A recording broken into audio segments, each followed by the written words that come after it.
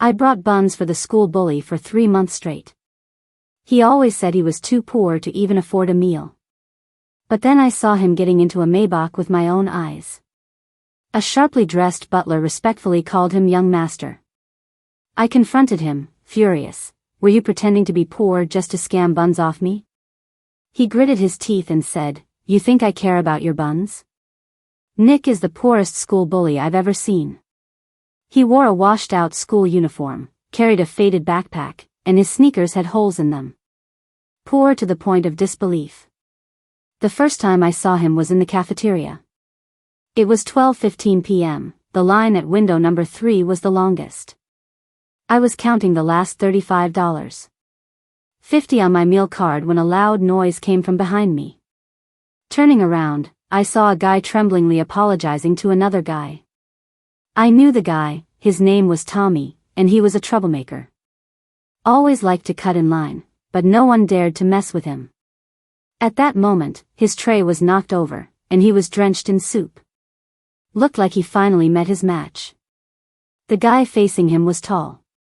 His washed-out school uniform hung loosely on him, with a dark tattoo peeking from the sleeve. A fish ball rolled to his feet, and he crushed it casually with the tip of his shoe. Next time, remember to line up. Those 6 light words seemed like a huge relief to Tommy. He nodded eagerly and made a hasty retreat from the dining hall. Who is that? I quietly asked the classmate next to me. My classmate's eyes widened. You don't know Nick? He's the school bully. I heard he's really tough in fights and pretty intimidating, but apparently, he doesn't pick on regular students, just other bullies. After grabbing his lunch, Nick walked alone to a corner of the cafeteria. His tray held only a bowl of plain rice and a small dish of pickled vegetables. He looked really down and out. I observed him for 3 days. Each time, he was eating buns under the abandoned basketball hoop. The sun cast a long shadow behind him, his collarbone jutting from his collar. Even his wrist bones looked pale and undernourished. On the 4th day at noon, I grabbed 2 extra buns during lunch. I handed one to him on the court. Wanna eat? Nick looked up. His dark eyes met mine. His eyelids slightly drooped, and his eyelashes cast a tiny shadow in the sunlight, surprisingly attractive. Why? He hesitantly asked, with a hint of caution in his voice. I gripped the bun tighter. Bought too many, can't finish them. I have a younger brother. When I was 5, our father passed, Mom remarried, and we lived with Grandma. Grandma's mobility was limited, couldn't work. Lily and I often went hungry, getting by with some help from neighbors. Lily was so skinny, carrying him hurt because of his bony frame. When he was 3, he had a high fever. On our way to the clinic, he pulled out half a bun he had hidden and offered it to me. Sis, you eat, I'm not hungry. Later, a volunteer teacher came to our village and helped us get government aid, easing our situation a bit. But Lily didn't survive that winter. He fell in the snow, and with prolonged malnutrition, he passed before we could make it to the hospital. I blinked back tears. Nick reminded me a lot of Lily. The next midday, Nick was in the same spot under the basketball hoop. Seeing me approaching, he looked up slightly. What's the excuse today? I handed him the bun without changing my expression. Cafeteria has a discount today. He chuckled, but took the bun anyway. Thanks, he murmured. I hesitated for a moment, then asked, are you really that poor? He nodded, almost can't afford food. Having experienced such hardship, I felt a strong sympathy for him. I decided to bring him more food from then on. As we interacted more, I found Nick to be calm, reserved, humble, and low-key. Honestly, he didn't fit the bully stereotype at all. In the scorching sun of a September afternoon, the iron railings in the corridor were hot to touch. As I was walking out of the office with a stack of assignment books, someone blocked my way. Oh, isn't this the bully's little sidekick? I froze, knowing without even looking it was Tommy. Ever since the cafeteria incident, he looked at me like I was poison. Probably because I was close to Nick. I pretended not to hear, trying to walk past him. He shoved me lightly. Word is, you bring Nick food every day. Both poor, a match made in heaven, right? The two guys with him laughed obnoxiously. I frowned. Move, I need to get back to class. Tommy looked annoyed, clearly not expecting me to respond like that.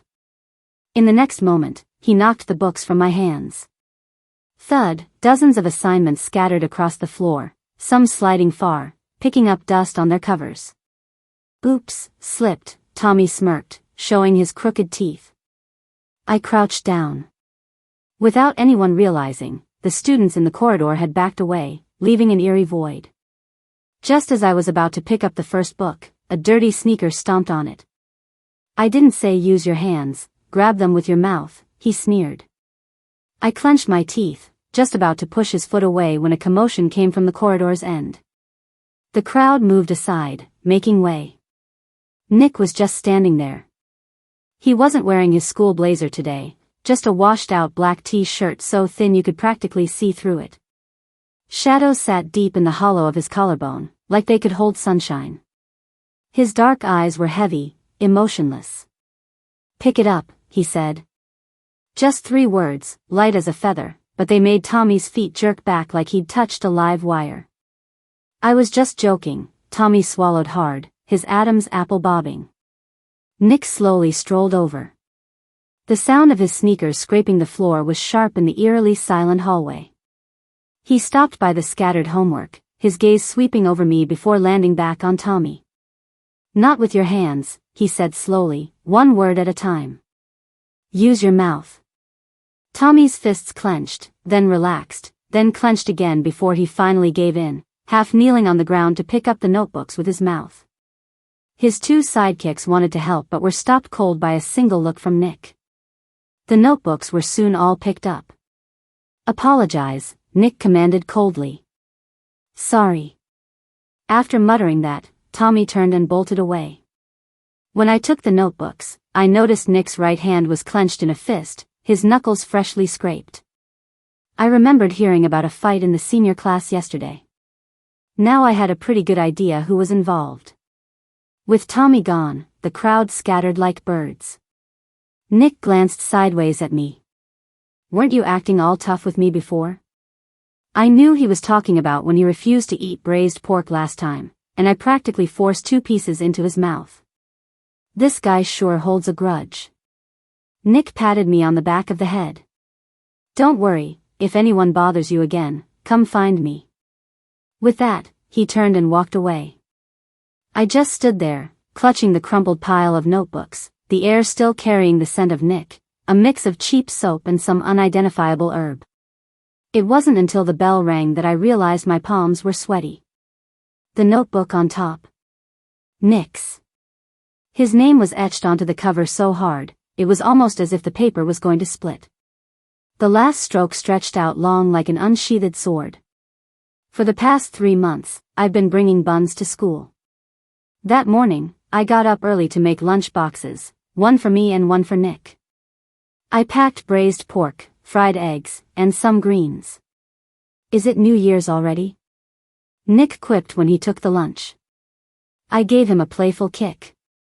Just celebrating your top 10 rank in the class. He dodged to the side, snorted softly, then obediently opened his lunchbox and popped a piece of braised pork into his mouth. Good? I asked, a little nervous. Not bad, he said before wolfing down his meal and sneaking a couple of pieces of meat from my bowl. Pretending to hit him, my fist was caught mid-air. Grabbing my wrist, that small patch of skin suddenly turned scorching hot. Trying to ambush me? His low voice teasingly lazy, his smile cocky. My cheeks flared. I pushed him away and darted off in a hurried escape. Later, after evening study period, there was an unexpected downpour. Cradling the bag of buns, I dashed into the pouring rain and happened upon Nick standing under a big tree at the school gate. He'd wrapped his school blazer over a stray cat, wearing just a thin white t-shirt himself. I was about to call out to him when a car rolled up. A black sedan glided to a stop in front of him, and an elderly man in a suit stepped out, respectfully opening the door. "Young master," was all I caught him saying. Nick nodded slightly, getting into the car, taking a school bag from the old man. I recognized the brand, a fancy one I'd seen online. Louis Vuitton. Luxury stuff. Raindrops shattered into splinters as they hit the Maybach's emblem. I clenched my fingers bit by bit. My chest tightened, an ache climbed my throat, making it hard to breathe. Those 3 months of Buns, his stories of having no money for lunch, the breakfasts I saved up for his meals, all of it felt like a joke now. Cold rain spilled down my collar, and as I turned to leave, I saw the car window roll down. Our eyes met through the rain. His pupils shrank like a cat caught off guard. His lips moved, like he wanted to say something, but in the end, he just frowned. The Maybach window ascended slowly, hiding Nick's face behind tinted glass. The car glided silently into the rain, its taillights dragging 2 long red lines in the puddles. Fraud. The word came out hoarse. The next day, I skipped school. Fever hit 39 degrees Celsius, felt like being shoved in an oven and then tossed in a freezer.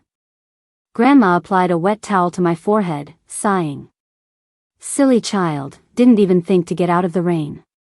I shut my eyes, replaying the scene of Nick in the fancy car. The way he took the bag, it was so natural, like that was where he belonged. Day 3, fever gone, I headed back to school as usual. Christina. The familiar voice stiffened my spine. Nick leaned against the classroom doorframe, sleepless circles under his eyes. Clearly he hadn't been resting well either. But he wore that faded school uniform as if he was back to being the poor student again. We need to talk. He blocked my path. Nothing to talk about, young master. I emphasized the words, sidestepping to squeeze past him. His grip snagged my wrist, ridiculously firm. Let me explain. Explain what? Explain how you played me?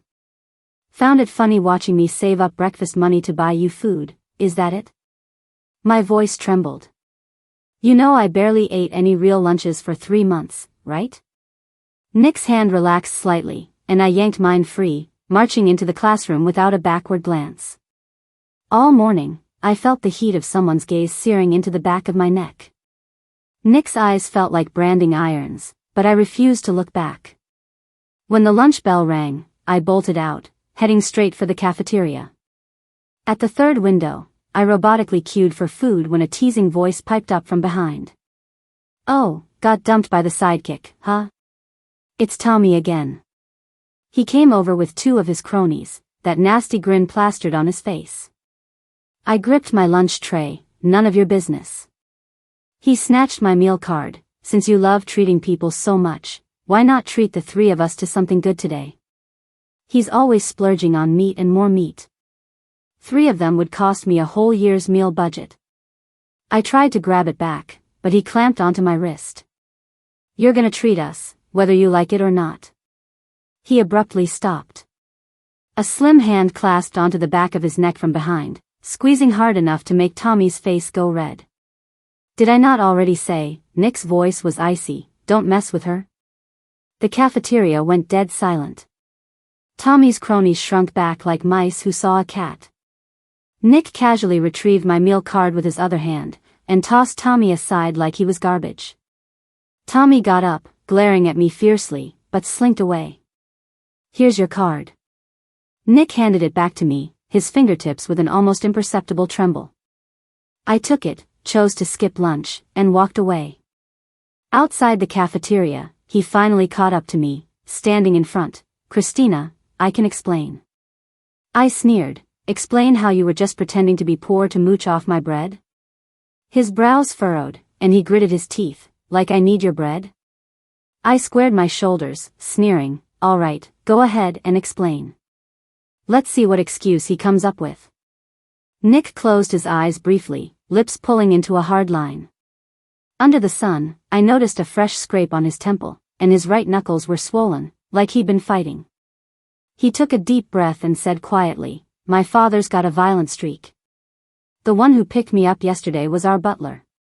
He was taking me to see a therapist. I was taken aback, my mind briefly flashing to past details. He always changed clothes facing away from others, never wore short sleeves during gym, and even in summer, he wrapped up in his school jacket. After my mom passed, I rarely went back there, never touched a cent of his. I make my own money by fighting for others. So, Christina, I am actually broke. And I wasn't trying to swindle you for your bread. I stayed silent for a long moment, not quite convinced. But if he made this up, it was a pretty flimsy excuse. Let me see. I said. Nick froze. See what? Your injuries. Show them to me, and I might believe you. The surrounding chatter seemed to fade away. Nick's Adam's apple bobbed, then he nodded. After school, I followed Nick to an abandoned sports equipment shed behind the school. The sunset poured through the dusty windows, casting everything in a warm orange glow. Nick turned his back and slowly shed his school jacket, then his t-shirt. I sucked in a sharp breath. His back was a lattice of scars, some turned pale, some still tinged with fresh pink. The most shocking was a scar stretching from his right shoulder to his left waist, like a hideous centipede. Belt buckle whipping, Nick said calmly, as if discussing the weather, happened last month. My fingers began to tremble uncontrollably. What kind of grudge did he have with his dad? I mean, it's his dad. My voice came out dry. Does your dad do this a lot? When he's drunk. He slipped his clothes back on, turning to face me. For a moment, I had no idea what to say. After a pause, he asked cautiously, still mad? My heart gave a soft jolt.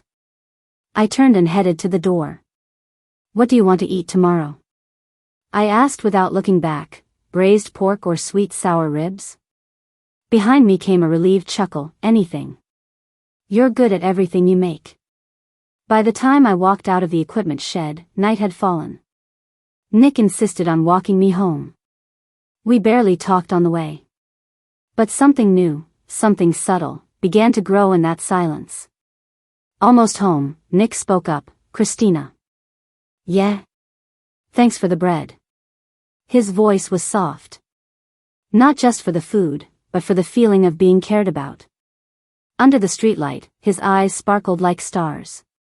Suddenly, I realized that whether rich or poor, Nick was still the guy who'd give his jacket to a stray cat on a rainy day. And that was more important than anything else. After that day, he began walking me home every day. Ever since I saw his injuries in the shed, there seemed to be an unspoken understanding between us. He no longer hid his background, but didn't bring it up much either.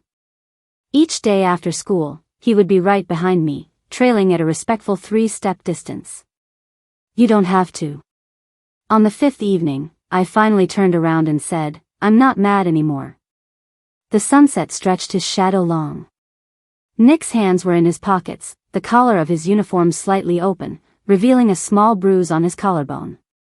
I know, he kicked at a pebble by his feet. I want to. Why? Because Tommy won't just drop it. He looked up, his eyes serious, and I like to see the green leaves on your windowsill. I clenched my hand. That plant was Grandma's pride and joy, sitting on the small shelf outside my bedroom, its leaves cascading down like a green waterfall.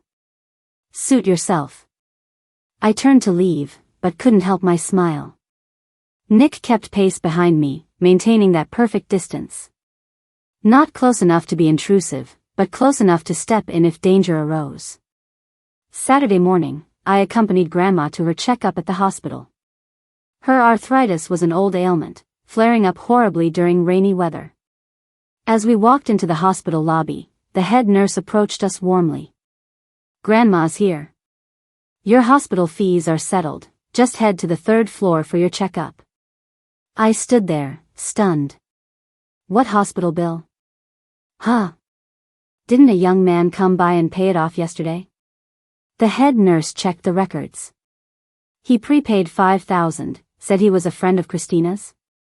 My fingers tightened around my backpack strap. Grandma looked at me, puzzled. What's going on? I'll find out. I tried to keep calm as I escorted Grandma to the examination room, then rushed to the payment counter. The staff at the window confirmed the name. Nick, right? Tall, thin guy, good looking, but a bit aloof. It felt like something hit me hard in the chest.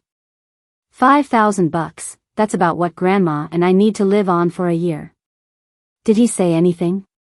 Just that he would cover it, the staff shrugged. I leaned against the wall, my mind a mess. Why did he do this? Guilt? Sympathy? Or... My phone buzzed in my pocket. A text from Nick, going to the library today? I stared at the screen, unsure how to respond. Should I ask directly about the money? Or pretend I don't know? I'll be there, I replied, and added, thank you. The typing indicator blinked for a long time before he finally sent a simple okay. At the library, Nick was already in his usual spot. Sunlight streamed through the floor-to-ceiling windows, casting a golden glow on his drooping eyelashes right above the notebooks. I pulled out the chair across from him, and he immediately looked up, a hint of tension in his eyes. My grandma. I began. He said at the same time. We both paused. You go first, Nick said with a slight lift of his eyes, his fingers tapping lightly on the table. Thanks for covering my grandma's medical fees, I said directly, meeting his gaze. But it's too much. I'll pay you back. Nick frowned. You don't have to. I insist, I pressed. Christina, he said my full name softly, that amount isn't much to me. I clenched my fist. So, what, we're just poor people you can hand out charity to? I regretted the words as soon as they left my mouth. His expression took a hit, like he'd been punched. It's not like that, he sighed. I just wanted to make things right. The sun dappled patterns between us on the table. I noticed a fresh cut on the base of his thumb. It looked like something sharp had sliced him. What happened to your hand? I shifted the conversation. Nick instinctively hid it under the table. It's nothing. I reached and grabbed his wrist, pulling it back into the light. The cut wasn't deep, but it was red and swollen, clearly not treated well. Can't even afford a band-aid? I scolded. Aren't you supposed to be well off? Ran away, remember? No money here, he smirked but let me pull out a band-aid from my bag. And I don't want to use his money. I paused. Nick rarely talked about his dad, and when he did, he always tensed up. The hospital fees. Mine, he quickly assured me. Mom left me some. After applying the band-aid, I didn't let go. His hand was wide, fingers defined, but scarred. Your dad. I started, hesitating. I don't want to talk about him, he snapped, pulling his hand away, voice cooling. Still want to work on math? The air between us froze. That afternoon, Nick was unusually silent, offering only brief hints when I was stuck. It wasn't until the closing bell that he spoke up suddenly. Starting tomorrow, I'll tutor you in math. Why? Your basics are weak. If you want to get into a good school, listen to me, he said, gathering his books with a tone that left no room for argument. 1 hour after school every day, in the equipment room. All right. The next day after school, I made my way to the equipment room. Opening the door, I was surprised at how everything sparkled clean. 2 desks were pushed together, topped with new tutoring books and a box of colorful sticky notes. In the corner stood a small heater, casting a warm orange glow. Nick stood by the window, his face hidden in backlight. You made it? You cleaned all this? I approached, noticing 2 boxes of milk and a small cake on the table. Yup. He handed me a pen. Starting today, 1 hour a day, no slacking.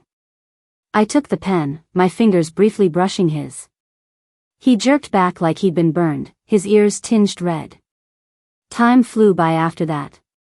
Nick turned out to be a surprisingly great teacher, patient, thorough, and he always figured out the best way to explain things to me. I helped him with English in return. My math grades improved noticeably, even the homeroom teacher was impressed. Nick, too, seemed to relax over time. He started smiling more, ruffling my hair when I solved problems correctly, remembered I liked strawberry milk, and would twist off the cap before handing me water. Until that rainy day. It was a humid afternoon, and we had just finished our session when it started pouring. Nick insisted on walking me home, sharing an umbrella as we navigated the slippery path. Turning a corner, I noticed a familiar black sedan quietly parked. Nick tensed instantly, and the rain traced altered paths down the umbrella from his sudden grip. Young master. The car door opened, a middle-aged man in a black suit stepped out, not the butler from before. The master sent me to get you. I felt Nick's breath catch. He instinctively pushed me behind him, voice icy. I told him I'm not coming back. The master said if you continue associating with this young lady, he'll take necessary action. The man's gaze brushed over me, filled with undisguised disdain. Nick's fist clenched beside him. We'll see about that. Young master, you know how the old man operates. The man handed over an envelope. This is compensation for this young lady. I hope she understands her position. Before I could react, Nick punched the man in the face. The envelope flew out, and the scattered bills got soaked in the rain, sticking to the ground. Go back and tell him, Nick's voice trembled with anger. If he dares to come near Christina again, he'll regret it. The man wiped the blood from the corner of his mouth, gave me a dark look, then turned and left in his car. The rain poured harder. Nick stood there, his shoulders slightly shaking. I bent down to pick up one of the soaked bills and found a note inside. Leave my son, or your grandma's medical benefits will be cancelled. Nick, I called out softly. He turned around, his eyes red. I'm sorry for dragging you into this. I felt a twinge of sadness. It's not your fault. It is my fault. He clenched his fists, trembling. If I hadn't gotten close to you, he wouldn't have noticed you and your grandma. His eyes turned red, and he looked like an abandoned puppy. On impulse, I stepped forward and slowly hugged him. Nick's body stiffened for a moment, then he held my shoulders so tightly I almost couldn't breathe. I won't let him hurt you, he whispered in my ear, with a determination I'd never heard before. I swear. Amidst the sound of rain, I heard his heart pounding like thunder. After that, he transferred to another school. He never came to class again. A week later, our homeroom teacher announced his transfer. All the messages I sent him got no reply, like they disappeared into thin air. After he left, Tommy bothered me a couple of times. But with the college entrance exams around the corner, even he knew not to mess around too much. He left me alone eventually. On exam day, I sat in the classroom, listening to the endless cicadas outside. I suddenly remembered a time when Nick and I were studying in the library. He asked me, which university do you want to attend? I thought for a long time, Southern City, what about you? He raised his eyebrows slightly, smiled, and said, same. A gentle breeze came through the window, and the intensity of that boy's gaze stuck with me. When the results were out, I surprisingly got into a local top university. Grandma was overjoyed and invited neighbors who helped us over for dinner. They all laughed, saying we finally made it. I laughed too, but eventually started crying. After dinner, I was cleaning up the dishes alone when Grandma suddenly called me from the yard. Christina, someone's here for you. I dropped the dishes and ran out, thinking it was Nick. But it was just a delivery guy. He handed me a package containing a bank card and a note. Do well in college, Nick.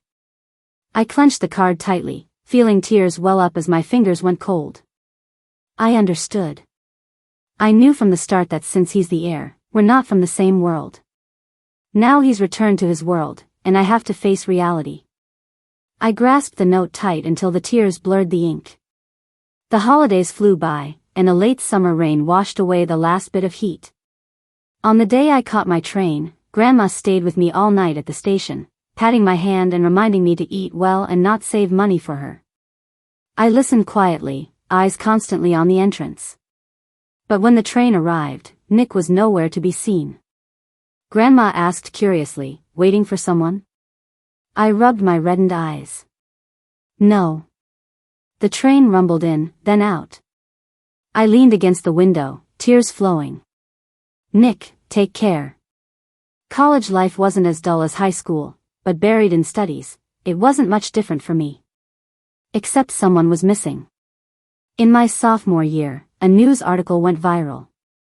A well-known businessman was under investigation for multiple crimes. My hand shook, barely holding my phone.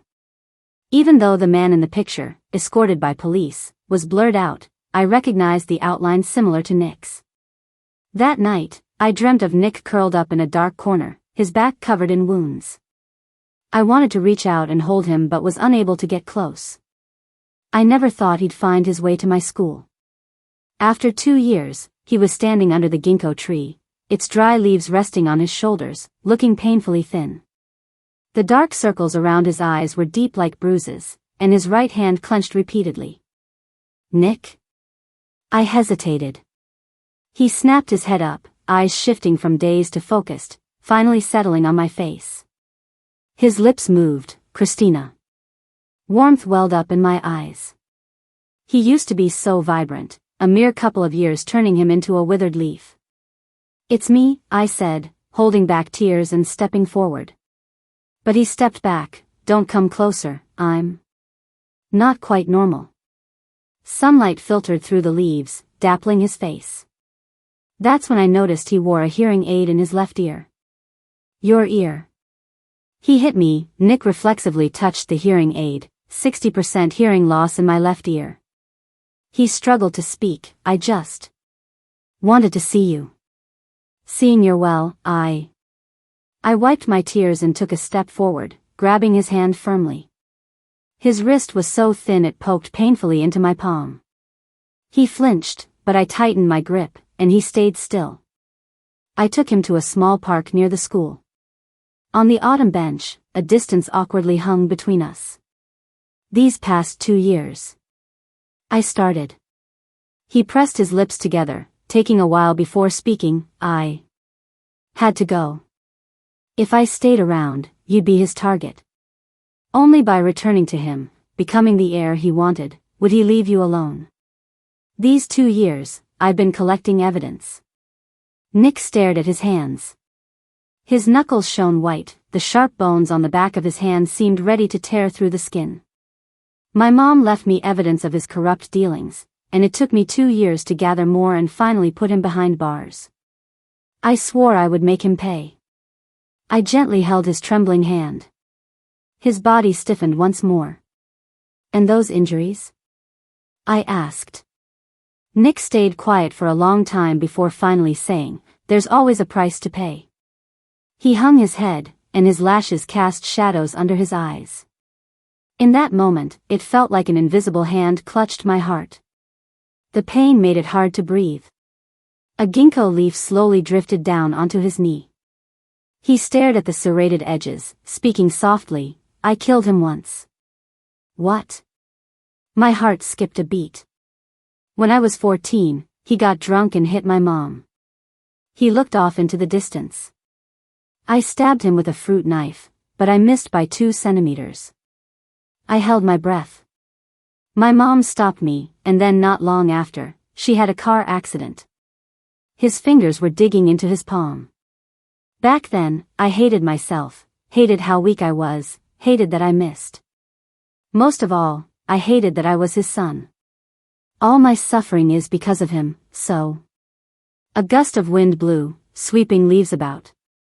His voice was lost in the rustling. I swore to myself I'd personally see to it he went to jail. Suddenly, Nick's phone started vibrating in bursts. He glanced at it and instinctively tensed up. I should get going. I'll go with you. I grabbed his wrist. No need. He stood up so quickly he almost tripped. I live at a rehab center, it's really boring there. But I want to be with you. I stubbornly protested. Nick was silent for a long time, his voice almost pleading, Christina, don't. After a tense pause, I gave in. Okay, I'll come see you on the weekend. It was a while before he nodded slightly. Saturday morning, I took a box of strawberry cake to the rehab center. Nick was waiting at the door, looking slightly healthier in the sunlight than the last time I saw him. Nick's room was unexpectedly cozy. The walls had light blue wallpaper, and there were a few psychology books and a small succulent on the desk. Better than I imagined, I said. Nick chuckled. At $5,000 a day, it better be. Seeing my surprise, he added, my mom's trust fund, I finally have control over it. I opened the cake box. Wanna try? It's from a new shop behind the school. Nick picked up a fork, his hand still a bit unsteady. When some cream stuck to the corner of his mouth, I instinctively reached out to wipe it, but he jerked his head away. My hand froze in midair. Avoiding my eyes, he softly apologized. Sorry. It's okay. I casually withdrew my hand. After that day, I visited him weekly. Sometimes I brought a book to read to him, sometimes I just kept him company in the sun. His condition was unpredictable, sometimes we'd laugh, and other times he'd fall into a worrying silence. On a snowy day in December, when I visited, a nurse told me Nick had locked himself in the bathroom since morning. Nick, I knocked on the bathroom door. It's me. There was the sound of shattering glass inside. My heart sank. I got a nurse to unlock the door. Nick was curled up in a corner of the shower, his right hand bleeding. There were shards of a broken mirror on the floor, and the wall was smeared with bloody words, murderer. Don't look. With his good left hand, he covered my eyes. Please. I pulled his hand down and held him tightly. You're not. Nick trembled in my arms, like a wounded little animal. As the nurse bandaged him, I noticed new scars on his back. I did it to myself, he said softly. I stayed late that day. After Nick fell asleep, the doctor spoke with me. Nick's situation is more complex than we thought. Childhood trauma combined with the violence he's faced these past 2 years. He sighed. When we say PTSD, we're talking about things like how he shakes at the sight of a belt or gets sick when he hears glass breaking. I clutched the edge of my jacket. Will he ever be okay? The doctor adjusted his glasses. With continuous treatment, there's a chance, but it's not guaranteed. He looked me in the eye. Christina, you mean a lot to him. On the subway ride home, staring at the darkness whizzing past, I made a decision. In the days that followed, I practically lived at the rehab center. When Nick had nightmares, I held his hand. When he panicked, I helped him breathe. When he didn't want to eat, I gently coaxed him, spoonful by spoonful. Just before the new year, Nick suddenly said, you should go home and be with your grandmother. What about you? I'm good here. He smiled. The head nurse promised to make me dumplings. I shook my head. You're coming with me. Nick was taken aback. What? Grandma misses you, I fibbed. She's always asking why that tall kid who brought you steamed buns hasn't visited. Nick's eyes went red. He turned around, pretending to arrange books on the shelf, but his shoulders trembled. I'd just scare her. No, you won't. I turned him to face me. And we don't have mirrors, belts, or even glass cups at my house. Eventually, Nick got on the train home with me. As the train went through a tunnel, he grabbed my hand in the dark. Christina, if I lose control again, I'll smack you. I squeezed his fingers, just like you did to Tommy. Nick laughed. Sunlight streamed in through the window, lighting up his faint smile. When Grandma saw Nick, she didn't act differently at all. She just touched his gaunt cheeks, mumbling about how skinny he was. Then piled his bowl with braised pork. During New Year's Eve dinner, fireworks suddenly burst outside. Nick dropped his chopsticks, his face turning ashen. Afraid of fireworks, are ya? Grandma said kindly. Christina used to be scared too. Here, let me cover your ears. Her rough, warm hands shielded Nick's ears. Just as they used to shield mine years ago. Nick's tears started rolling down, falling on her hands. Good child. Don't cry. Grandma gently patted his back. This is your home now. At that moment, I saw something in Nick's eyes start to melt away. When winter break ended and we went back to school, Nick was doing much better. He started a program of exposure therapy and even tried joining some group activities at the rehab center. The doctor said it was a miracle.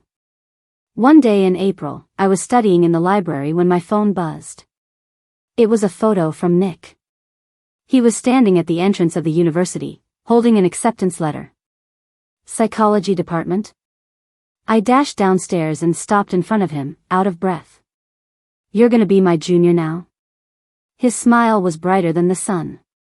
Please take care of me, senior, he said, reaching out for a handshake. I hesitated for a second and then gently hugged him. It was our first proper hug, no fear, no trembling, just the sound of our hearts beating.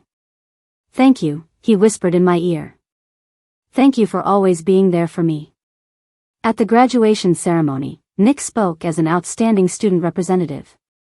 I sat in the audience and watched the boy who used to be so hurt now confidently stand in the spotlight. I once thought darkness was forever, he said, his eyes finding mine across the crowd. Until someone taught me that stars are like scars, but they still shine. So I found myself, saw the light, and saw hope. After the ceremony ended, Nick was waiting for me at the back door of the auditorium. He had a small box in his hands and looked really nervous. I'm not proposing, he blurted out, I know it's too soon. I opened the box to see a key and a note, our place, the kind with green plants. I bought a small apartment, Nick said, tilting his head. The balcony faces south. It's perfect for plants, if you're up for it. I stood on tiptoe, cutting him off with a kiss. He froze for a moment, then relaxed, wrapping his arms tightly around my waist. In the distance, the early summer wind swept across the lawn, creating waves of green. Those old scars would eventually turn into the toughest parts of life. The long night always ends with dawn. Hardships are just preludes to blooming flowers.